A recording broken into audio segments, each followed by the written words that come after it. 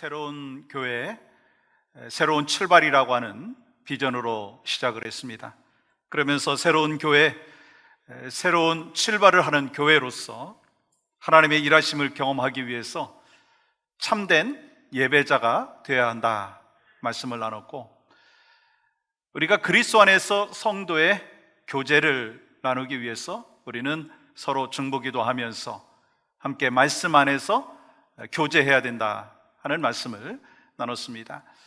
우리 지난주에 우리가 함께 나눴듯이 하나님의 일하심을 경험하기 위해서는 우리가 기도 가운데 만나야 되고 말씀 가운데 하나님의 일하심을 경험해야 된다라고 하는 말씀 나눴습니다. 오늘 이 시간에는요, 이 하나님의 일하심, 또 하나님의 일을 감당하기 위해서는 우리가 어떻게 해야 되는 것인가, 하나님의 일을 감당하면서 하나님의 일을 경험하기 위해서 어떠한 삶을 살아야 되느냐라고 하는 것입니다. 어찌 보면 우리 신앙생활은요, 하나님의 일하심을 경험하는 것이라고 할 수가 있습니다. 그렇기 때문에 이 하나님의 일에 대한 정의가 참 중요합니다. 하나님의 일이라고 하는 것은요, 교회와 관련된 일만이 아니라 가정생활, 그리고 직장생활, 모든 삶의 영역 속에서 우리를 통해서 하나님께서 맡겨주신 일을 감당하는 가운데 그것이 바로 하나님의 일이고, 또한 그것이 바로 하나님의 일을 경험하는 삶의 모습이 될 수 있다고 하는 것입니다.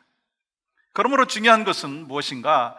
하나님의 일을 하면서 하나님의 일을 하심을 우리가 경험하고 있느냐라고 하는 것입니다. 우리는 봉사를 열심히 하고 열심히 찬양하고 열심히 말씀을 가르치고 성경 공부를 하고 열심히 말씀을 준비해서 설교를 했는데, 내가 한 것은 기억나는데 만약에 하나님의 일하심을 경험하지 못한다면 그 일은 하나님의 일이 아니라 내 일이 될 수 있다라고 하는 것입니다. 예를 들어서 여러분이 30분 동안 기도했어요. 그러면 내가 한 일이 뭔가 정확히 잘 알죠? 30분 동안 기도했습니다. 그런데 만약에 내가 기도할 때 하나님의 일하심을 경험하지 못했다면 우리의 기도는 울리는 꽹과리가 될 수 있고 중언부언하는 소음이 될 수 있다라고 하는 것을 기억하시기 바랍니다. 우리의 예배가 그렇고, 우리의 찬양이 그렇고, 우리의 봉사와 헌신이 그렇고, 성경 공부가 그럴 수가 있습니다. 우리가 봉사하고 우리가 헌신하고 예배를 드린 것은 알고 있는데 하나님께서 어떤 일을 행하셨는지에 대해서 알지 못한다면 우리는 많은 일을 했어도 그 일을 통해서 하나님의 일하심을 경험할 수가 없다라고 하는 것입니다. 저는 소망하는 마음이 있어요.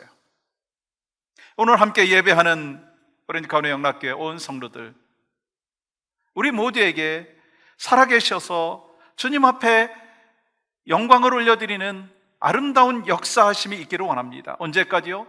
주님 앞에 가는 그날까지. 우리가 하나님의 일만 생각하는 것이 아니라 하나님께서 정말 일하심을 경험하는 하나님의 사람이 되어야 한다라고 하는 것입니다. 오늘 본문의 내용은요, 이 하나님의 일하심에 대한 내용이에요. 먼저 오늘 본문의 백그라운드를 살펴보면 지금 이스라엘 백성들에게 아주 중요한 상황이었습니다.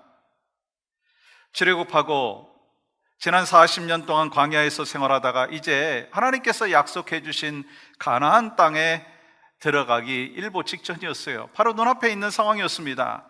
그런데 이 가나안 땅에 들어가는 문제는요, 광야를 지나온 문제보다 훨씬 더 어려운 그러한 문제였고 상황이었습니다. 왜냐하면 이제 요단강을 건너서 약속의 땅 가나안 땅에 들어가게 되면 가나안 사람들과 정복 전쟁을 해야 되는 그러한 상황이었기 때문인 것이죠. 물론 여러분들이 아시다시피 광야에서도 전쟁을 했었습니다. 그런데 유목민들과의 전쟁은 길목에서의 전쟁이었기 때문에 다른 길로 피해 갈 수도 있었습니다.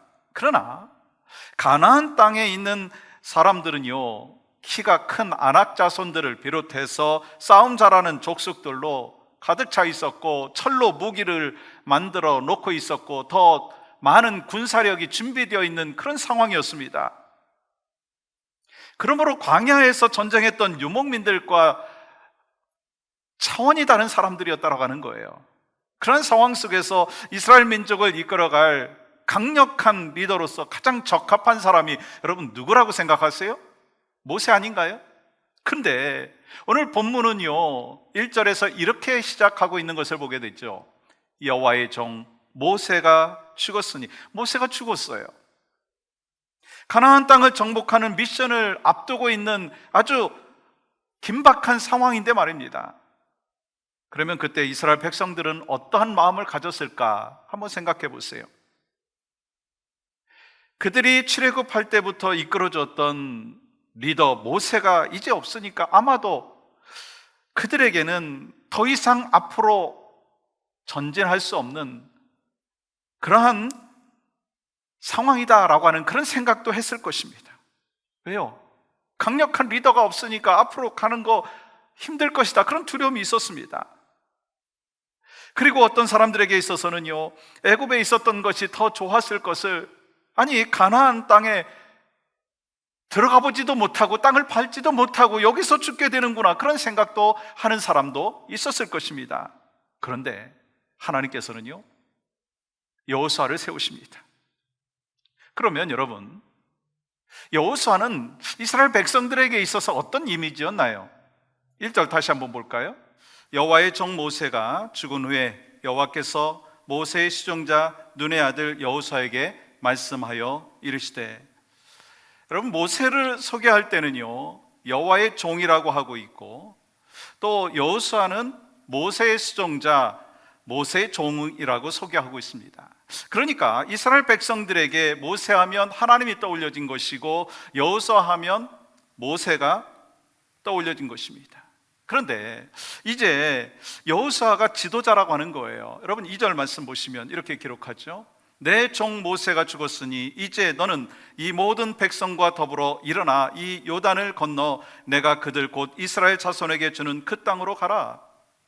그렇지만 지금은요 이스라엘 백성들만 두려운 것이 아니라 여호수아도 두려웠을 것입니다. 왜냐하면 여호수아는 지금까지 모세의 말만 잘 들었으면 되었습니다. 그런데 졸지에 이스라엘의 리더가 된 거예요. 게다가 이스라엘을 이끌어 가야 될 그 대상인 그 백성들은 그 제대로 훈련되지도 아니하였고 걸핏하면 원망하고 불평하는 그런 백성들이었습니다. 그러므로 여호수아로서는요 모든 것이 불안하고 두려운 상황입니다. 이때 하나님께서 뭐라고 말씀하시나요? 5절 보세요. 내가 모세와 함께 있었던 것 같이 너와 함께 있을 것임이니라. 내가 너를 떠나지 아니하며 버리지 아니하리니. 그리고 6절 말씀 속에서는요 더 강력한 말씀을 하시죠. 강하고 담대하라. 하나님께서 이렇게 말씀하실 만큼 여호수아와 이스라엘 백성들은요 두려워했다라고 하는 것입니다. 그런데 하나님께서는요 오늘 본문에서 큰 사명을 앞두고 있는 그 여호수아와 이스라엘 백성들, 그리고 우리가 이 땅에 살아가면서 교회를 섬기고 가정과 그리고 직장과 사회생활을 할 때 하나님께서 맡겨주신 일, 하나님의 사역을 감당하려면 기억해야 될 것이 있다라고 하는 것을 말씀하고 있습니다. 그것이 오늘 본문 속에서 여러분과 저에게 주시는 메시지입니다. 하나님의 일을 감당하려면 먼저요 하나님께 집중해야 합니다.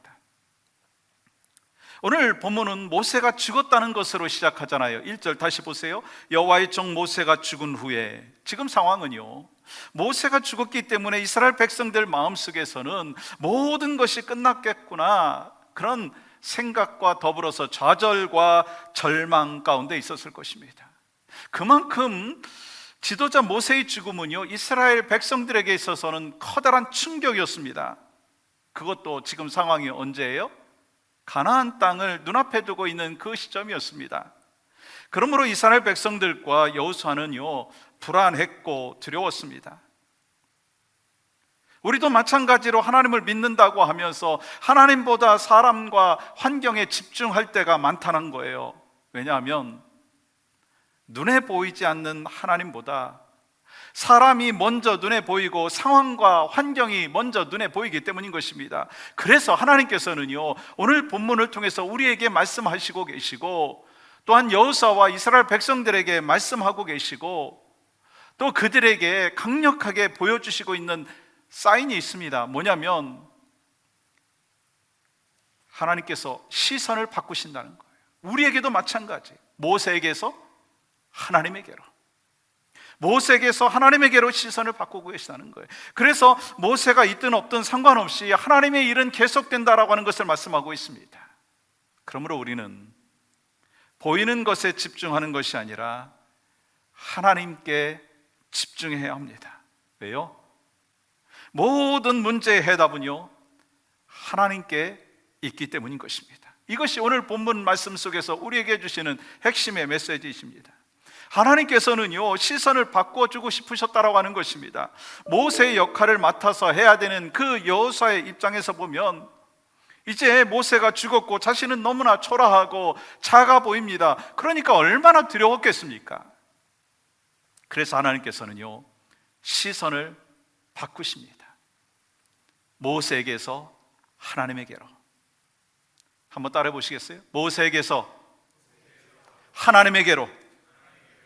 마찬가지로 우리도 하나님의 일을 감당하면서 하나님의 일하심을 경험하기 위해서 필요한 것은요, 우리도 하나님 앞에 집중해야 된다는 거예요. 우리는 코비드-19으로 인해서 두려움이 많습니다. 그래서 온통 세상의 시선이요 코비드-19에 있습니다. 그래서 코비드-19의 이 상황이 우리의 운명을 좌지우지할 것 같고 미래를 결정할 것 같다라고 하는 그런 두려움이 있습니다. 그러므로 우리의 눈은요, 코비드-19 상황이지만 바이러스보다, 백신보다 더 집중해야 될 대상이 있어요. 누굽니까? 하나님인 줄 믿습니다. 하나님께서는요, 지금의 코비드-19 상황을 지나가게 하실 것이고 또 하나님께서 회복시켜 주실 것을 분명히 믿습니다. 그렇기 때문에 하나님의 백성들은요, 더욱 깨어 있어야 된다는 거예요. 그리고 또한 하나님의 뜻이 무엇인지 깨닫기 위해서 말씀에 더 가까이 가야 되고요, 예배에 집중해야 되고요, 중보기도자의 사명을 감당해야 된다라고 하는 것입니다. 모세가 죽었어요. 그래서 하나님의 사역이 중단될 것 같고 그들을 이끌어 주었던 리더를 잃었기 때문에 더 이상 한 발자국도 앞으로 나가지 못할 것과 같은 그러한 상황이었습니다. 그러나 모세의 죽음 이후에도 하나님의 일하심은 계속된다는 거예요. 그러므로 우리는요, 교회 안에서도 사람에게 집중하는 것이 아니라 하나님 앞에 집중해야 된다는 거예요. 왜요? 사람은 실수할 수 있어요. 사람은요, 변질될 수도 있어요. 그래서 사람에게 집중하다가 보면 실망하는 것이 우리의 모습이라는 거예요. 그리고 때로는요, 사람에게 집중하고 그 사람을 따르다 보면 그 사람이 마치 하나님이 되어버리는 그런 경우도 있다고 하는 거예요. 이단들의 교주가 그 하나님 대신하는 것과 같은 것입니다. 지금 여러분의 삶은 어디에 집중되어 있습니까? 지금 여러분은 하나님을 의지하십니까? 상황을 의지하십니까? 환경을 의지하십니까? 아니면 사람을 의지하십니까? 어디에 집중하고 어디에 시선을 두고 무엇에 의지하고 있느냐는 거예요. 오늘 말씀을 통해서 우리에게 강력하게 주님은 말씀하고 계십니다. 하나님 앞에 집중해야 된다는 거예요. 왜요? 하나님 앞에 집중하지 아니하면, 하나님 앞에 시선을 두지 아니하면 해답을 얻을 수도 없고 신앙이 성장할 수가 없다라고 하는 거예요. 예수님 믿은 지 오래되었는데 신앙이 계속해서 성장하지 아니하고 제자리에 머물러 있는 분이 혹시 계시다면 그 이유 중에 하나는요, 하나님보다 다른 것에 더 집중했기 때문이다라는 거예요. 사람에게 집중하다 보니까 실망하고, 환경에 집중하다 보니까 상처받고, 그래서 신앙의 성장이 있지 못하다라고 하는 것입니다. 그렇기 때문에 우리에게 정말 필요한 것은 무엇입니까? 소망하는 것이 무엇입니까? 여러분과 저는요, 사람보다 환경보다 하나님 앞에 더 집중해야 된다는 거예요. 특별히 하나님의 일을 우리가 감당하면서 하나님 앞에 집중하는 여러분과 저의 삶이 되기를 주님의 이름으로 간절히 축복합니다. 또한 하나님의 일하심을 경험하기 위해서, 하나님의 일을 감당하기 위해서 우리에게 필요한 것은요, 두 번째로 하나님의 도구로 쓰임받아야 한다는 거예요. 하나님의 도구로 쓰임받아야 한다는 거예요. 오늘 본문은요, 모세가 아니어도 하나님이 쓰시면 여호수아도 된다라고 하는 것을 말씀하고 있는 것입니다. 여러분, 이스라엘 백성들의 눈으로 볼 때 모세가 아니면 안 된다고 생각을 했잖아요. 그러나 하나님께서는 모세가 아니어도 여호수아라도 된다는 거예요. 다시 말씀드리면 모세는요, 하나님께서 쓰시는 도구였다라고 하는 것입니다. 그러므로 여호수아가 아니어도 된다라고 하는 것이고요, 하나님의 일은요, 하나님께서 하신다라고 하는 것입니다. 즉 모세와 여호수아는 도구일 뿐이었다라고 하는 것입니다. 그러므로 우리도 마찬가지로 하나님께서 쓰시면 가능한 거예요. 그래서 우리는요, 하나님의 도구로 쓰임 받으려면 순종하는 마음이 있어야 된다는 거예요.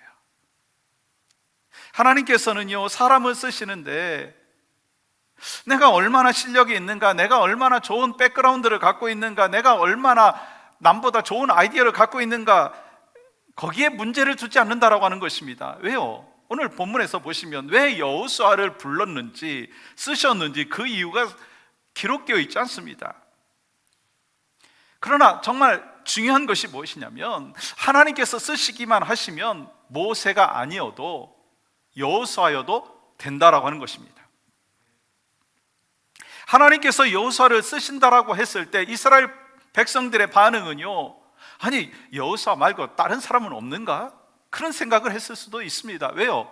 말씀드린 대로 모세는 여호와의 종이었고 여호수아는 모세 시종, 그의 종이라고 생각하고 있었기 때문인 것입니다. 그런데 하나님께서 그를 쓰시니까 어떤 결과를 맺게 됩니까? 여호수아서 24장 29절 말씀 보시면 여호와의 종 눈의 아들 여호수아. 왜 하나님께서는 여호수아를 선택하신 것일까? 다른 사람보다 뛰어났기 때문일까요? 아니라는 거예요. 하나님께서 택하시고 하나님께서 도구로 사용하시면 누구라도 된다라고 하는 것을 말씀하는 것입니다. 그러므로 하나님의 일은 어떻게 진행되는가? 하나님께서 쓰시는 사람을 통해서 일하신다는 거예요. 그래서 여러분과 저는요, 이렇게 기도할 수 있습니다. 하나님, 저를 사용하여 주시옵소서. 하나님, 나를 통해서 일하여 주시옵소서. 우리 가정과 우리가 섬기는 교회가 하나님의 도구로 마음껏 쓰여지기를 간절히 소망합니다 라고 하는 마음이 있어야 돼요. 그리고 하나님의 도구가 될 때 우리는 하나님께서 쓰시는 사람이 되고 하나님께 영광이 되는 삶을 살게 될 줄 믿습니다.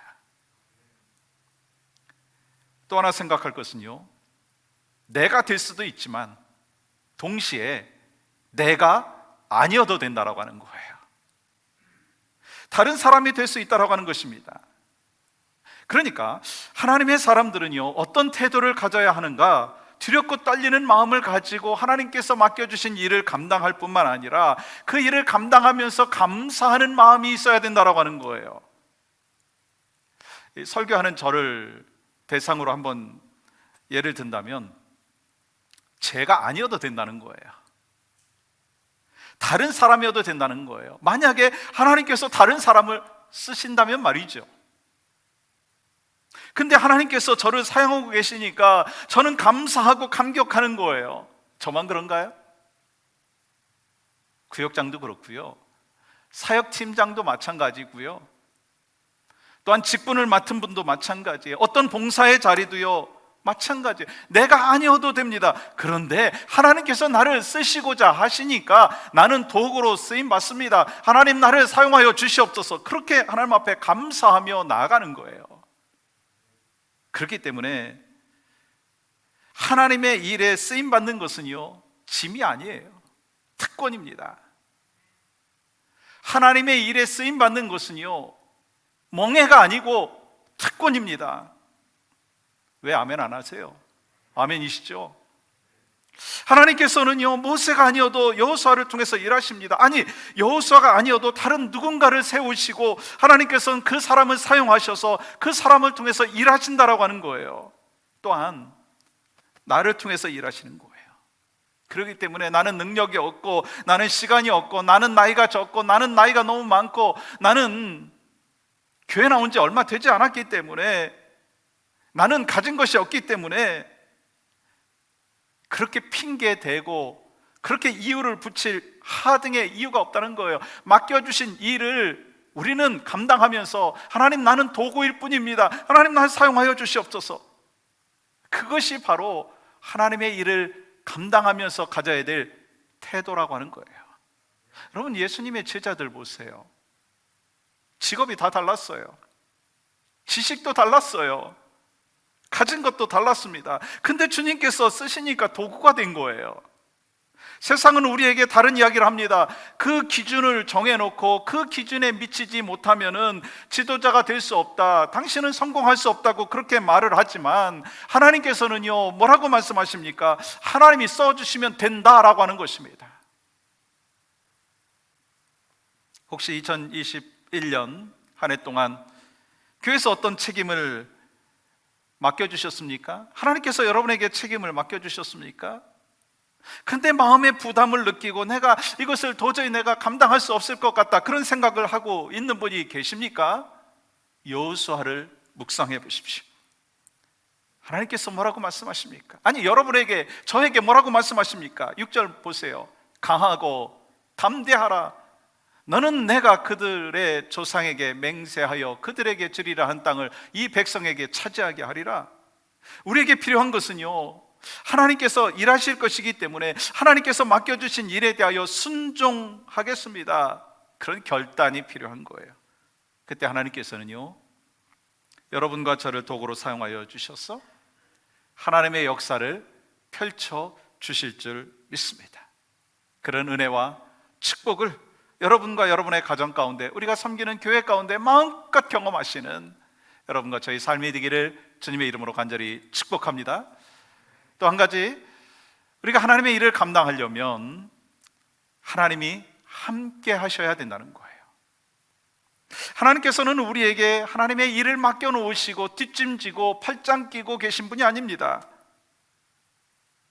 그럼 하나님 어떤 분이세요? 우리와 함께 하세요. 5절 볼까요?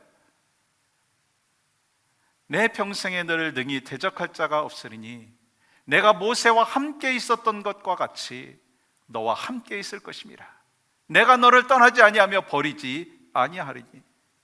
하나님께서는요, 가나안 정복을 앞두고 두려움 가운데 사로잡혀 있었던 여호수아에게, 이스라엘 백성들에게 함께 하시겠다고 약속해 주셨어요. 그러면서 뭐라고 말씀하셨어요? 마음을 강하게 하고 담대하라 말씀하시는 거예요. 왜요?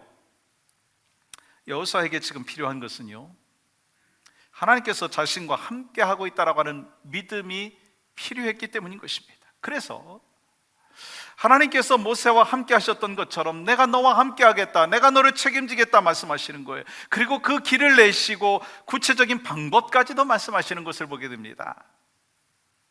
이스라엘 백성들이 요단강을 건널 때 여호수아가 낸 아이디어 갖고 건너지 않았어요. 여호수아가 낸 방법 갖고 건너지 않았어요. 하나님이 내신 방법을 갖고 건넜어요. 여리고성 점령할 때도요, 여호수아가 뭐 아이디어 내가지고 점령한 것이 아닙니다. 전략으로, 여호수아의 전략이 아니었다는 거예요. 하나님이 만드신 전략이고 하나님께서 내신 아이디어를 갖고 행했을 때 결국 여리고성이 점령되어지는 것을 보게 됩니다. 만약에 그 순간에 여호수아가 전략을 냈다면 아마 여리고성 점령되지 못했을 거예요. 하나님께서 전략을 내셨기 때문에 승리했다는 거예요.